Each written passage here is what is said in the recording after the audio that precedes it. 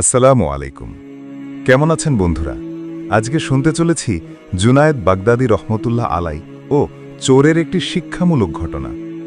হজরত জুনায়েদ বাগদাদী রহমতুল্লাহ আলাই সব দেখছিলেন ঘরের কোনায় বসে। তার মায়া হলো যে শীতের রাতে এভাবে লোকটি কষ্ট করে ঘরে ঢুকল, কিন্তু হতাশ হয়ে ফিরে যাচ্ছে।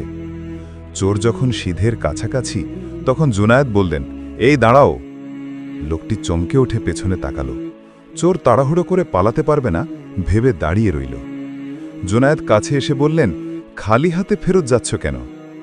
চোর বিস্মিত হল এবং বলল, নেয়ার মতো কিছুই খুঁজে পাইনি।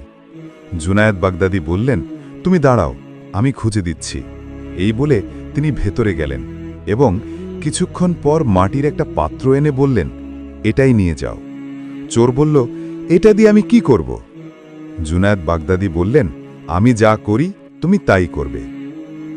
চোর বলল, আপনি কি করেন?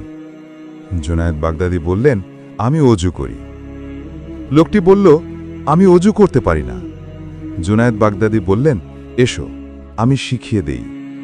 অজু শেখার পর সে বলল, অজু করে আমি কি করব? জুনায়েদ বাগদাদী বললেন, আমি যা করি তুমিও তাই করবে।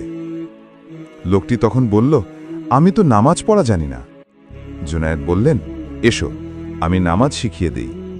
তিনি জায়নামাজে দাঁড়িয়ে লোকটিকে পাশে দাঁড় করালেন এবং নামাজ শেখালেন। এরপর দোয়া করলেন, হে আল্লাহ, তাকে জায়নামাজে দাঁড় করিয়েছি। আমার এইটুকুই ক্ষমতা ছিল, আমার ক্ষমতা এখানেই শেষ।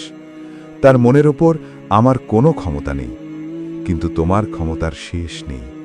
তুমি তার মনকে পরিশুদ্ধ করো, পাপ কাজ থেকে বিরত রেখো। দোয়া শেষ হবার পর লোকটি হাউমাউ করে কেঁদে উঠল। সারা জীবন অনেক ভুল হয়ে গেছে। পবিত্র জীবনের জন্যে অনুশোচনা বোধ এবং স্রষ্টার কাছে কায়মনোবাক্যে প্রার্থনা অনেক প্রয়োজন। লোকটি কাঁদতে কাঁদতে একসময় প্রশান্ত হল এবং অনুভব করল স্রষ্টা তাকে ক্ষমা করেছেন। বিশাল বড় ভুল করে ক্ষমা লাভের জন্যে 7 সমুদ্র পানির দরকার নেই, বরং স্রষ্টার কাছে কায়মনোবাক্যে প্রার্থনা এবং চোখের কয়েক ফোঁটা পানি যথেষ্ট। ভিডিওটি যদি ভালো লাগে, লাইক, কমেন্ট ও শেয়ার করতে ভুলবেন না।